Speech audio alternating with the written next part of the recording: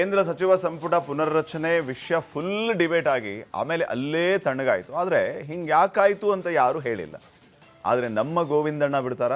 ಸಂಸತ್ತಿನ ಅಧಿವೇಶನ ನಿನ್ನೆಯಿಂದ ಶುರುವಾಗಿದ್ದೇ ತಡ ಸಂಸತ್ತಿನ ಮೊಗಸಾಲೆಗೆ ಹೋದ ನಮ್ಮ ಗೋವಿಂದಣ್ಣ ಅಲ್ಲಿನ ಗುಸುಗುಸುಗಳಲ್ಲಿ ಸಂಪುಟದ ಮಸಾಲೆ ರೂಪುಕೊಂಡೇ ಬಂದಿದ್ದಾರೆ.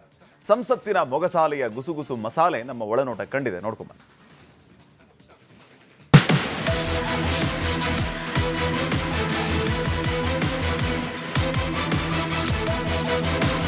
ಈ ಪಾರ್ಲಿಮೆಂಟು ಅಸೆಂಬ್ಲಿ ಸೆಷನ್ನು ಸ್ಟಾರ್ಟ್ ಆಯಿತು ಅಂದರೆ ವಿಷಯ ಎಲ್ಲ ಹೊರಗೆ ಬರೋಕ್ಕೆ ಸ್ಟಾರ್ಟ್ ಆಗುತ್ತೆ. ಇಲ್ಲಿವರೆಗೂ ಮೋದಿ ಯಾರ್ಯಾರನ್ನೋ ಮಂತ್ರಿ ಮಾಡ್ತಾರಂತೆ, ಅವ್ರು ಬರ್ತಾರೆ, ಇವ್ರು ಬರ್ತಾರೆ, ಅಮಿತ್ ಶಾ ಉಪಪ್ರಧಾನಿ ಆಗ್ತಾರೆ, ಸೋಮಣ್ಣ ಶೋಭಾ ರಾಜ್ಯಕ್ಕೆ ಬರ್ತಾರೆ, ರಾಘವೇಂದ್ರ ಕೇಂದ್ರಕ್ಕೆ ಹೋಗ್ತಾರೆ ಅಂತ ಎಲ್ಲ ಹೇಳ್ತಿದ್ರು. ಆಮೇಲೆ ಇದ್ಕಿದ್ದಂಗೆ ಅದೆಲ್ಲ ನಿಂತೋಯ್ತು. ಈಗ ಗೊತ್ತಾಯ್ತು ನೋಡು, ಅದೆಲ್ಲ ನಿಂತು ಹೋಗಿದ್ದು ಯಾಕೆ ಅಂತ. ಬರೀ ಅಧಿವೇಶನ ಅಲ್ಲ, ವಿಷಯ ಬೇರೆನೇ ಇದೆ ಅಂತ ಹೇಳ್ತಾ ಬಂದ್ರು ನಮ್ಮ ಗೋವಿಂದಣ್ಣ.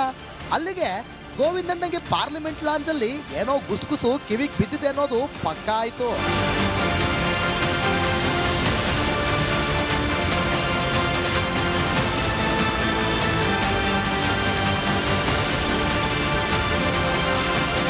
ಎಷ್ಟು ಕಿವಿಗೆ ಬಿದ್ದ ಮೇಲೆ ನಾವು ಬಿಡೋದುಂಟ? ಅದರಲ್ಲೂ ನಿನ್ನೆಯಿಂದ ಪಾರ್ಲಿಮೆಂಟ್ ಶುರುವಾಗಿದೆ. ಎಂಪಿಗಳೆಲ್ಲ ಕೂತ್ ಮೊಗಸಾಲೆಯಲ್ಲೇ ಮಾತಾಡಿರ್ತಾರೆ.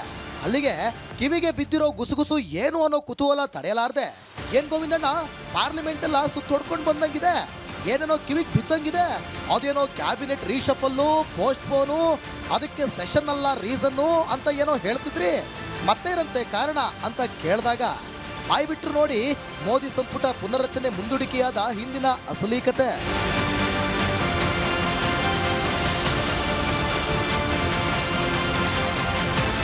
ಸಂಸತ್ತಿನ ಮೊಗಸಾಲೆ ಮಾತುಕತೆಯ ಮೂಲಗಳ ಪ್ರಕಾರ ನಿತಿನ್ ನಬೀನ್ ರಾಷ್ಟ್ರೀಯ ಬಿಜೆಪಿ ಅಧ್ಯಕ್ಷರಾಗಿ ಬಂದ ನಂತರ ರಾಷ್ಟ್ರೀಯ ಪ್ರಧಾನ ಕಾರ್ಯದರ್ಶಿಗಳು, ರಾಷ್ಟ್ರೀಯ ಉಪಾಧ್ಯಕ್ಷರು, ಕಾರ್ಯದರ್ಶಿಗಳು, ರಾಜ್ಯ ಉಸ್ತುವಾರಿಗಳು, ಖಜಾಂಚಿಗಳು ಸೇರಿದಂತೆ ಇಡೀ ತಂಡವನ್ನು ಹೊಸದಾಗಿ ನೇಮಿಸಿಕೊಳ್ಬೇಕಿತ್ತು.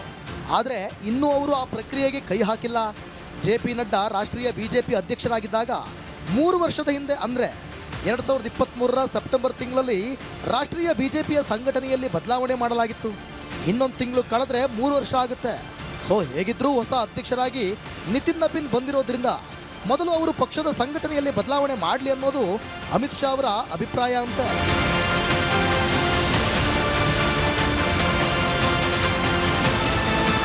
ಪಾರ್ಲಿಮೆಂಟಿನ ಲಾಂಚ್ ಸೋರ್ಸ್ಗಳ ಪ್ರಕಾರ ಮೊದಲು ರಾಷ್ಟ್ರೀಯ ಬಿಜೆಪಿಯ ಸಂಘಟನಾತ್ಮಕ ಬದಲಾವಣೆ ಅನ್ನೋ ಚರ್ಚೆ ಜೋರಾಗಿದೆಯಂತೆ.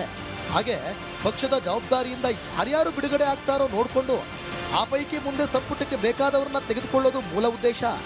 ಹೀಗೆ ಸಂಪುಟ ಪುನರ್ರಚನೆ ಮಾಡಿದ ನಂತರ ಸಂಪುಟದಿಂದ ಹೊರಬಿದ್ದವರನ್ನ ಅಗತ್ಯ ಅನ್ಸಿದ್ರೆ ಮುಂದಿನ ದಿನಗಳಲ್ಲೂ ಪಕ್ಷದ ಜವಾಬ್ದಾರಿಗೆ ತೆಗೆದುಕೊಳ್ಳಬಹುದು. ಆದರೆ ಸಂಪುಟ ಪುನರ್ರಚನೆ ಒಮ್ಮೆ ಆದರೆ ಮತ್ತೆ ಮಾಡಲಾಗದು ಅನ್ನೋ ಟಾಕ್ ಪಾರ್ಲಿಮೆಂಟ್ ಲಾಂಜ್ನಲ್ಲಿ ಕೇಳಿ ಬಂದಿದೆಯಂತೆ.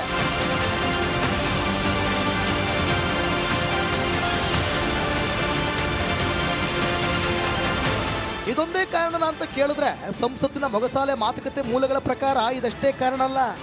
ಈಗಾಗಲೇ INDIA ಒಕ್ಕೂಟದಲ್ಲಿದ್ದ ಹಲವು ಪಕ್ಷಗಳು NDA ಒಕ್ಕೂಟ ಸೇರ್ತಾ ಇವೆ. ಇನ್ನು TMC ರೀತಿಯ ಪಕ್ಷಗಳು ಒಡೆದು ಹೋಳಾಗಿ ಹಲವು ಹೋಳುಗಳು NDA ಕೂಟಕ್ಕೆ ಬಂದಿದೆ. ಹೀಗೆ ವಲಸೆ ಬಂದವರಿಗೆ, ಈಗ ಬರ್ತಿರೋರಿಗೆ, ಮುಂದೆ ಬರಲು ಇಚ್ಛಿಸುವವರಿಗೆ ಈ ಅಧಿವೇಶನ ಮುಗಿಯೋವರೆಗೆ ಅವಕಾಶ ಕೊಟ್ಟು ಈಗ ಬಂದು NDA ಭಾಗ ಆದವರಿಗೂ ಈಗ ಸಂಪುಟ ಪುನರ್ರಚನೆ ವೇಳೆ ಅವಕಾಶಗಳು ಕೊಡುವ ಚಿಂತನೆಯಿಂದಲೂ ಕೇಂದ್ರ ಸಚಿವ ಸಂಪುಟ ಪುನರ್ರಚನೆ ಮುಂದೂಡಿಕೆ ಆಗಿದೆ ಅನ್ನೋ ಮಾತುಗಳು ಸಂಸತ್ತಿನ ಮೊಗಸಾಲೆ ಮೂಲಗಳ ಕಣ್ಣಿಂದ ಒಳನೋಟಕ್ಕೆ ಕಂಡಿದೆ.